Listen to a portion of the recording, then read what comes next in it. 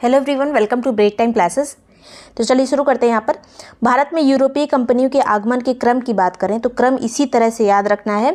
हमें जो पढ़ना है वो पढ़ना है ब्रिटिश यानी अंग्रेज के बारे में, जिस तरह से ये भारत में फैले उसको पूरा कंप्लीट कवर करना है। बाकी थोड़ा ओवरव्यू जान लीजिए। सबसे पहले पुर्तगाली आए थे 1498 में, उसके बाद डच आए थे 1602 में, उसके बाद अंग्रेज आए थे 1608 में। अब यहाँ पर एक चीज़ याद रखिएगा, ये जो अंग्रेज भारत में आए थे ये 1608 में आए थे, लेकिन इनकी जो कंपनी बनी थी वो 1600 में ही बन गई थी। तो 8 साल बाद ये भारत में प्रवेश किए थे। उसके बाद अंग्रेजों के बाद डेन आए थे 1616 में, फिर फ्रांसीसी आए थे 1667 में। इनकी भी कंपनी जो है पहले बन चुकी थी 1664 में, लेकिन आए थे ये 1667 में। तो क्रम भारत में आने का यही है, पुर्तगाली, डच, अंग्रेज, डेन, उसके बाद फ्रांसीसी। अब हमें यहाँ पे जो कंप्लीट कवर करना है, जो पूरा पढ़ना है वो है अंग्रेज यानी ब्रिटिश। और ये आने वाले सभी एग्जाम्स के लिए इंपॉर्टेंट है। जितने भी एग्जाम्स होते हैं जिसमें अंग्रेजों के बारे में पूछा जाएगा, जैसे आरओ का एग्जाम होगा या पीसीएस का, तो पूरी डिटेल मैंने यहाँ पे कवर कर ली है। इन्हीं में से क्वेश्चन पूछे जाते हैं। तो ईस्ट इंडिया कंपनी जो बनी थी वो बनी थी दिसंबर सन 1600 में। जब ये कंपनी बनी थी तब इसका नाम था the governor and company of merchants of trading into the east Indies. तो इतना बड़ा नाम था, बाद में इसका नाम ईस्ट इंडिया कंपनी पड़ा था। लेकिन अगर क्वेश्चन आता है तो इतना बड़ा नाम नहीं पूछा जाता है। ये पीसीएस वगैरह में पूछ लिया जाता है, लेकिन पीईटी के एग्जाम के लिए बस इतना याद रखिए कि ईस्ट इंडिया कंपनी की स्थापना 1600 में हुई थी महारानी एलिजाबेथ प्रथम के द्वारा। और जब ये कंपनी की स्थापना हुई उस टाइम पे 15 साल के लिए अधिकार पत्र प्राप्त था इसे कि आप जाओ और पूर्वी एशियाई जो देश हैं भारत वगैरह, इंडोनेशिया, वहाँ पर व्यापार करो। तो ये सन 1600 में स्थापित हुई। अब भारत की बात करें तो भारत में जो इस कंपनी का पहला दूत आया था वो जेम्स प्रथम के टाइम पे आया था। जो उस टाइम पे सम्राट थे जेम्स प्रथम, उनके टाइम पे एक दूत आया था, ब्रिटिश दूत, जो कि उसका नाम था कैप्टन हॉकिंस। 1608 में ये आया था और जब ये पहुंचा तब यहाँ पे जहांगीर का शासनकाल चल रहा था। तो जहांगीर के दरबार में आया था कैप्टन हॉकिंस 1608 में। ये एक पत्र लेके आया था, जेम्स प्रथम के द्वारा भेजा गया एक पत्र था जो कि अकबर के नाम लिखा गया था। लेकिन 1605 में अकबर की मृत्यु हो चुकी थी, इसलिए 1608 में जहांगीर के दरबार में पेश हुआ। जो हमने मुगल चैप्टर में पढ़ा है, पहले अकबर आए थे, उनका बेटा था जहांगीर। अब कैप्टन हॉकिंस जो था ये तुर्की भाषा और फारसी भाषा को बहुत अच्छे से जानता था। तो इसी भाषा में उसने दरबार में जो कांटेक्ट किया जहांगीर से, तो इसी भाषा में उसने अपनी बातें कही। तो इससे जहांगीर बहुत खुश हुआ था और उसको फिरंगी खां की उपाधि दी थी। कैप्टन हॉकिंस को जहांगीर ने ये उपाधि दी थी। आगे बात करेंगे यहाँ पे अंग्रेजों की पहली जो अस्थायी फैक्ट्री बनी थी भारत में वो मसूलीपट्टनम में बनी थी 1611 में। लेकिन ये स्थायी नहीं थी, याद रखिएगा, ये अस्थायी फैक्ट्री थी। अगर अस्थायी शब्द लिखा रहे तभी मसूलीपट्टनम लगाइएगा। उसके बाद 1611 के बाद एक युद्ध होता है। यहाँ पे जो कैप्टन हॉकिंस था स्थायी फैक्ट्री बनाने के लिए आया था, स्थायी फैक्ट्री की अनुमति प्राप्त करने के लिए आया था। लेकिन ये जो जहांगीर था ये उस टाइम पे पुर्तगालों को ज़्यादा मानता था। पुर्तगाली पहले आ चुके थे 1498 में और उनका अच्छे से वर्चस्व यहाँ पे स्थापित हो चुका था, इसलिए जहांगीर ने स्थायी फैक्ट्री बनाने की अनुमति अभी नहीं दी थी। तो एक अस्थायी फैक्ट्री बनी थी मसूलीपट्टनम में 1611 में। उसके बाद एक स्वालल्ली का युद्ध होता है अंग्रेजों और पुर्तगालियों के बीच में, जिसमें अंग्रेजों ने पुर्तगालियों को हरा दिया। ये जो पहले से थे यहाँ पर उनको हरा दिया अंग्रेजों ने 1612 में। इस युद्ध का क्या नाम है? स्वालल्ली का युद्ध अंग्रेजों और पुर्तगालियों के बीच हुआ, जिसमें अंग्रेज जीत गए 1612 में। इससे जहांगीर काफ़ी खुश हुआ। उसने सोचा कि कोई तो है जो पुर्तगालियों को हरा सकता है, तो अंग्रेजों को इसने स्थायी फैक्ट्री बनाने की अनुमति दे दी थी। जहांगीर ने सूरत में बनी पहली स्थायी फैक्ट्री 1613 में बनी थी, याद रखिएगा। अंग्रेजों की पहली स्थायी फैक्ट्री सूरत में बनी थी 1613 में। आगे बात करते हैं यहाँ पर। अब जहांगीर के दरबार में आने वाला जो अगला अंग्रेज दूत था वो था सर टॉमस रो। इससे पहले 1608 में हॉकिंस आ चुका था, 1615 में आता है सर टॉमस रो। इसको बहुत ज़्यादा चीज़ें नहीं मिली, लेकिन इसको बहुत सारी अनुमति मिल गई, जैसे फोर्ट बनाने की अनुमति, दुर्ग बनाने की अनुमति, ये सब सर टॉमस रो को मिली। उसके बाद 1619 तक आते आते अहमदाबाद, भड़ौच, बड़ौदा और आगरा वगैरह में फैक्ट्री अंग्रेजों की स्थापित हो चुकी थी। तो अब एक क्वेश्चन बन सकता है कि जहांगीर के दरबार में कौन कौन आया था? तो कैप्टन हॉकिंस आया था और सर टॉमस रो आया था। हॉकिंस 1608 में आया था, टॉमस रो आया था 1615 में। आगे बात करते हैं 1632 का ईयर काफ़ी ज़्यादा इंपॉर्टेंट है। 1632 में क्या हुआ?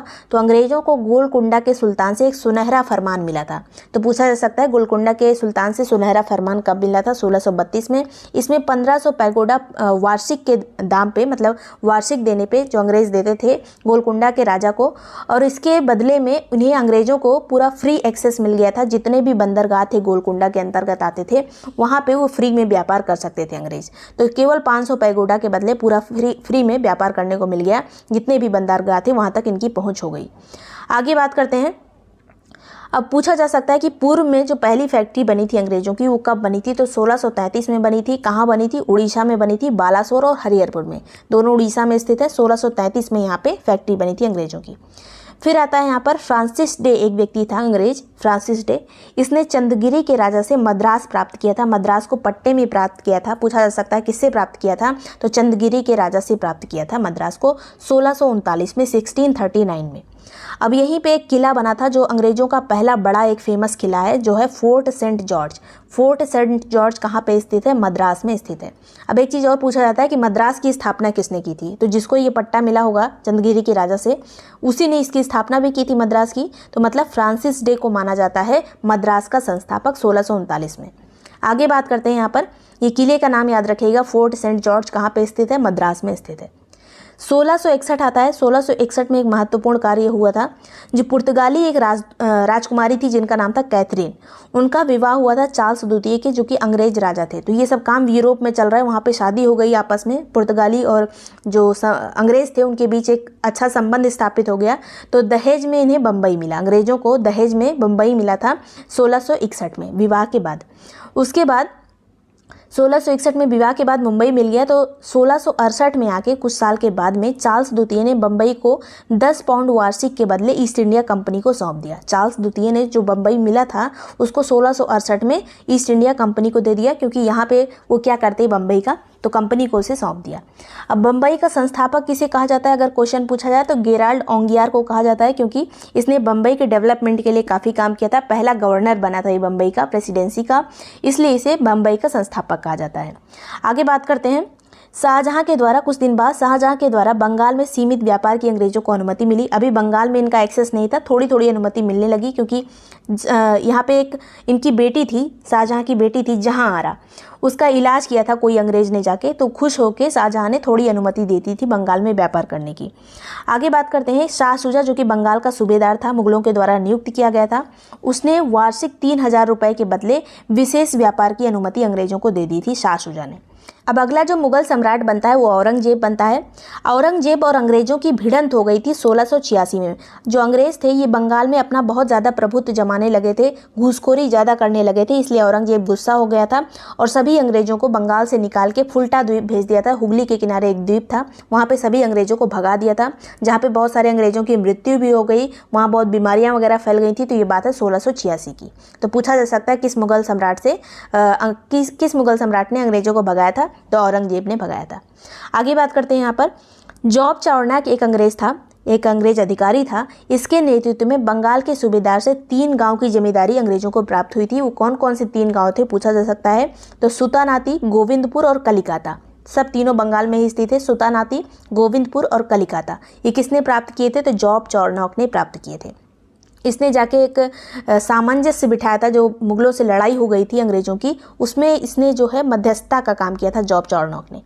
आगे यहाँ पर बात करते हैं, अंग्रेजों से औरंगजेब से जाके इसने बातचीत वगैरह की थी। यही तीनों गांव सुतानाती, गोविंदपुर और कलिकाता को मिलाकर जॉब चार्नक ने कलकत्ता की स्थापना की थी। तो पूछा जा सकता है कलकत्ता का संस्थापक कौन था, तो जॉब चार्नक था। 1690 में इसने कलकत्ता बनाया था। आगे बात करते हैं, बाद में कलकत्ता में एक फोर्ट विलियम बना। फोर्ट विलियम बना कहाँ पे, कलकत्ता में। इससे पहले फोर्ट सेंट जॉर्ज बना था, जो कि मद्रास में बना था, उसको बनाने वाले थे फ्रांसिस डे। अब यहाँ पे कलकत्ता में जो चीज़ बनी जॉब चार्नक, यहाँ पे जो कलकत्ता के संस्थापक हैं वो है जॉब चार्नक। यहाँ पे जो फोर्ट बना है उसका नाम है फोर्ट विलियम। ये बना था सन 1700 में। फोर्ट विलियम बना सन 1700 में। अब आता है शाही फरमान का नंबर। शाही फरमान अंग्रेजों को कब प्राप्त हुआ था, तो 1717 में प्राप्त हुआ था। कौन से मुगल सम्राट से प्राप्त हुआ था, तो फर्रुखसियर से प्राप्त हुआ था। अब फर्रुखसियर एक बार बीमार था तो किसी अंग्रेज ने इलाज कर दिया था, जिससे खुश होकर फर्रुखसियर ने ये शाही फरमान जारी किया था अंग्रेजों के लिए। और ये जो फरमान लेने वाले व्यक्ति थे वो थे जॉन सरमैन। जॉन सरमैन के नेतृत्व में ही अंग्रेजों को ये फरमान प्राप्त हुआ था फर्रुखसियर से, और इसे अधिकार पत्र या मैग्ना कार्टा कहा जाता है। इससे बहुत सारी सफलता मिली थी अंग्रेजों को एक मतलब पूरी तरह से हर जगह व्यापार मुक्त हो गया था। बहुत सारी चीज़ें हुई थी, प्रमुख यहाँ पे देख लेते हैं। कलकत्ता के आसपास जितना क्षेत्र था वहाँ पे वसूली करने का अधिकार मिल गया अंग्रेजों को। सूरत में सभी करों से मुक्ति मिल गई, 10,000 रुपये वार्षिक के बदले में सभी करों से मुक्त हो गए। सूरत में भी बिना शुल्क के ये मुक्त व्यापार करते थे। बंगाल में भी मुक्त व्यापार करने लगे। और बम्बई में अंग्रेजों के द्वारा जो सिक्के ढाले जाते थे, मुगल साम्राज्य में हर जगह वो सिक्के मान्य कर दिए गए, वैध कर दिए गए। तो बम्बई के ढाले सिक्के पूरे मुगल साम्राज्य में वैध हो गए। तो ये सभी चीज़ें बहुत प्रमुख चीज़ें हुई थी जो अंग्रेजों को प्राप्त हुई शाही फरमान के द्वारा। 1717 में फर्रुखसियन ने जारी किया था ये फरमान। आगे बात करते हैं, एक युद्ध है वेदरा का युद्ध। 1759 में ये युद्ध हुआ था। इस युद्ध में अंग्रेजों ने डचों को पूरी तरह से पराजित कर दिया था। तो पूछा जा सकता है किसको किसको कब पराजित किया। तो वेदरा का युद्ध एक निर्णायक युद्ध था, 1759 में हुआ था। अंग्रेजों ने डचों को हराया था। उसके बाद फ्रांसीसियों को कब हराया अंग्रेजों ने, तो कर्नाटक के युद्ध के दौरान 3 कर्नाटक युद्ध हुए थे। कौन कौन से देख लेते हैं। तो कर्नाटक का पहला युद्ध जो हुआ था ये 1746 से 48 के बीच में हुआ था। तीनों कर्नाटक युद्ध अंग्रेजों और फ्रांसीसियों के बीच में ही हुए थे। पहला वाला 46 से लेकर 48 तक हुआ, 46 से लेकर 48 तक हुआ था। इसमें एक संधि हुई थी बाद में 48 में जाके, एक्स-ला-शैपेल की संधि। तो पूछा जा सकता है कि पहले युद्ध में, कर्नाटक के पहले युद्ध में कौन सी संधि हुई, तो एक्स-ला-शैपेल की संधि हुई जो कि 1748 में हुई थी। उसके बाद इसी युद्ध के दौरान, पहले युद्ध के दौरान ही एक और युद्ध हुआ था जिसका नाम है सेंट थोम का युद्ध। तो सेंट थोम का युद्ध अलग से पूछा जाता है किस सन में हुआ है, तो ये हुआ था 1748 में, 1748 में हुआ था सेंट थोम का युद्ध। और ये कर्नाटक के पहले युद्ध के अंतर्गत ही आता है। फिर दूसरा युद्ध हुआ कर्नाटक का जो कि 1749 से 1754 तक चला था। इसमें बाद में जो संधि हुई उसका नाम है पौंडीचेरी की संधि। द्वितीय जो कर्नाटक युद्ध हुआ उसमें पौंडीचेरी की संधि हुई। पहले में एक्स-ला-शैपेल हुई, दूसरे में पौंडीचेरी की संधि हुई। और इसी द्वितीय कर्नाटक युद्ध के दौरान एक और युद्ध लड़ा गया था जिसका नाम है अंबर का युद्ध। तो अंबर का युद्ध कब लड़ा गया था अलग से पूछा जा सकता है, 1749 में ये लड़ा गया था। आगे तीसरा जो कर्नाटक का युद्ध है ये 1756 से लेकर 1763 तक चला था। इसमें बाद में जो संधि हुई उसका नाम है पेरिस की संधि। पहले में एक्स-ला-शैपेल, दूसरे में पौंडीचेरी, तीसरे में पेरिस की संधि। और इस युद्ध के दौरान, तीसरे जो कर्नाटक युद्ध था इसके दौरान लास्ट में एक युद्ध हुआ था जिसका नाम है वांडीवास का युद्ध जो कि 1760 में हुआ था। ये एक तरह का निर्णायक युद्ध था जिसमें फ्रांसीसी जो है अंग्रेजों से पूरी तरह से हार गए थे। आगे बात करते हैं, ये सभी चीज़ याद रखनी है। एक हुआ था प्लासी का युद्ध जो काफ़ी इंपॉर्टेंट है, 1757 में हुआ था। इसमें अंग्रेजी सेना जिसका नेतृत्व क्लाइव कर रहे थे, रॉबर्ट क्लाइव, और सिराजुद्दौला के बीच में हुआ था जो कि बंगाल का नवाब था। तो अंग्रेजी सेना और सिराजुद्दौला के बीच में युद्ध हुआ था प्लासी का युद्ध 1757 में, जिसमें अंग्रेजों की जीत हुई। और इसमें अंग्रेजों की जीत ना होती लेकिन सिराजुद्दौला के साथ विश्वासघात हो गया था। इसी के सेनापति लोग जो थे वो विश्वासघात कर दिए सिराजुद्दौला के साथ, इस तरह से हार गए अंग्रेजों से जाके ये लोग मिल गए थे। इनमें कौन कौन व्यक्ति शामिल थे, तो मीर जाफर, यार लतीफ़ और रायदुल्लभ। मीर जाफर, यार लतीफ़ और रायदुल्लभ जो था ये तीनों जाके अंग्रेजों से मिल गए। इस तरह से सिराजुद्दौला की प्लासी के युद्ध में 1757 में हार हो गई थी। तो ये एक तरह से निर्णायक युद्ध था कि बंगाल के नवाब जो हैं अंग्रेजों से श्रेष्ठ नहीं है, ये इसमें निर्णय हो गया था। अगला जो युद्ध आता है वो आता है बक्सर का युद्ध। इस बक्सर के युद्ध ने पूरी तरह से निर्णय कर दिया था कि अंग्रेज भारत में सर्वश्रेष्ठ हैं, इनके बराबर कोई नहीं है। क्योंकि यहाँ पे किसी ने ना धोखा दिया किसी को, किसी नवाब को किसी सेनापति ने धोखा नहीं दिया। पूरी तरह से अंग्रेज इसमें विजयी रहे थे। निर्णायक युद्ध ये साबित हुआ। अंग्रेजी सेना की तरफ से इसमें हेक्टर मुनरो लड़ रहा था जो सेनापति था अंग्रेजों का। इसके अलावा 3 लोग यहाँ पे शामिल थे, 3 नवाब इसमें शामिल थे। पहला था सुजाउद्दौला जो कि अवध का नवाब था। दूसरा था मीर कासिम जो कि बंगाल का नवाब रह चुका था। उसके बाद तीसरा था यहाँ पर मुगल सम्राट, जो एक मेल मुगल सम्राट होता है, शाह आलम द्वितीय इसमें शामिल था। तो यहाँ पे सभी मेन व्यक्ति शामिल थे जिसको अंग्रेजों ने हरा दिया था 1764 के बक्सर युद्ध में। तो अगर पूछा जाए निर्णायक युद्ध कौन सा साबित होता है पूरी तरह से, तो 1764 का बक्सर युद्ध। आगे बात करते हैं, अब एक इलाहाबाद की संधि आती है 1765 में, अगले ही साल बक्सर के युद्ध में। तो 2 संधि हुई थी इलाहाबाद की। पहली संधि 12 अगस्त को हुई थी। ये अंग्रेजों और मुगल बादशाह शाह आलम के बीच में हुई थी, जिसमें बंगाल, बिहार और उड़ीसा की जो दीवानी वाला अधिकार था वो पूरा अंग्रेजों को प्राप्त हो गया।